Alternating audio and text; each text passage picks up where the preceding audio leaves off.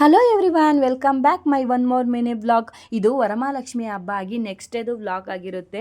ಸ್ವಲ್ಪ ಲೇಟಾಗಿ ಅಪ್ಲೋಡ್ ಮಾಡ್ತಾ ಇದ್ದೀನಿ ಬಿಕಾಸ್ ನಾನು ಸ್ವಲ್ಪ ಬ್ಯುಸಿ ಇದ್ದಿದ್ದರಿಂದ ವಿಡಿಯೋನ ಎಡಿಟ್ ಮಾಡಿ ಅಪ್ಲೋಡ್ ಮಾಡೋದು ಲೇಟ್ ಆಯಿತು. ಸೊ ಹಾಗಾಗಿ ಇನ್ನು ಇವತ್ತು ಪೌರ್ಣಮಿ ಇರೋದ್ರಿಂದ ಲಕ್ಷ್ಮಿನ ಕಳಿಸೋ ಆಗಿರಲಿಲ್ಲ. ಇನ್ನು ಪೌರ್ಣಮಿ ಇರಲಿ ಬಿಡಲಿ, ನಾನು ಪ್ರತಿ ವರ್ಷ 3 ದಿನನೇ ಇಟ್ಕೊಂಡಿರೋದು. ಅಂದರೆ ನಾನು ವ್ರತನ ಶುರು ಮಾಡಿ 9 ವರ್ಷದಿಂದನೂ ಅಷ್ಟೇ 3 ದಿನ ಆದಮೇಲೆ ನಾನು ಲಕ್ಷ್ಮಿನ ಕಳಿಸೋದು. ಅದೇನೋ ಗೊತ್ತಿಲ್ಲ, ನನಗೆ ಅದು ಅಭ್ಯಾಸ ಆಗ್ಬಿಟ್ಟಿದೆ ಅವಾಗಿಂದನು.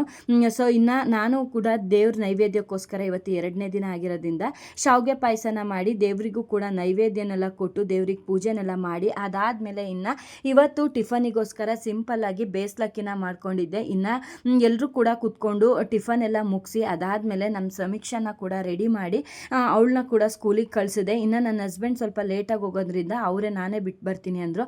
ಸೊ ಹಾಗಾಗಿ ಅವರೂ ಕೂಡ ಕಳಿಸ್ಕೊಟ್ಟು ಅದಾದಮೇಲೆ ಇನ್ನು ನೆನೆ ಒಬ್ಬಟ್ಟು ಮಾಡಿದ್ದು ಸ್ವಲ್ಪ ಹೂರಣ ಹಾಗೆ ಹಿಟ್ಟೆಲ್ಲ ಉಳಿದಿತ್ತು. ನಾನು ಜಾಸ್ತಿ ನೆನೆನೂ ಮಾಡ್ಕೊಂಡಿರಲಿಲ್ಲ. ಹಾಗಾಗಿ ಇನ್ನು ಇವತ್ತು ನನ್ನ ಹಸ್ಬೆಂಡು ಡ್ಯೂಟಿಗೆ ಹೋಗ್ತಾ ತೊಗೊಂಡು ಹೋಗ್ತೀನಿ ಅಂತ ಹೇಳಿದ್ರು.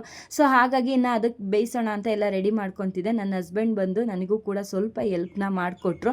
ಇನ್ನು ಅದಾದಮೇಲೆ ಅವರು ಕೂಡ ಬಿಸಿ ಬಿಸಿ ಒಬ್ಬಟ್ಟು ತುಪ್ಪ ಹಾಕ್ಕೊಂಡು ತಿಂದು ಅದಾದಮೇಲೆ ಇನ್ನು ಅವರು ಕೂಡ ಡ್ಯೂಟಿಗೆ ಹೊರಟರು. ಇನ್ನು ಅವ್ರನ್ನ ಡ್ಯೂಟಿಗೆಲ್ಲ ಕಳಿಸಿ ನನ್ನ ಆ್ಯಸ್ ಯೂಶಲ್ ಕೆಲಸ ಈ ಥರ ಇದ್ದಿದ್ದು ಸಿಂಕ್ನ ಈ ಥರ ಕ್ಲೀನ್ ಮಾಡಿ ಅದಾದಮೇಲೆ ಈ ಥರ ಇದ್ದಿದ್ದು ಸ್ಲ್ಯಾಬ್ನ ಈ ಥರ ಕ್ಲೀನ್ ಮಾಡಿ ಇನ್ನು ನಾನು ಸ್ವಲ್ಪ ಬಟ್ಟೆನ ಮೆಷಿನಿಗೆ ಹಾಕಿದೆ. ಅದನ್ನು ಮೇಲ್ಗಡೆ ತೊಗೊಂಡೋಗಿ ಒಣಗಾಕಿ ಬಂದೆ, ಬಿಸಿಲಿತ್ತು ತುಂಬ.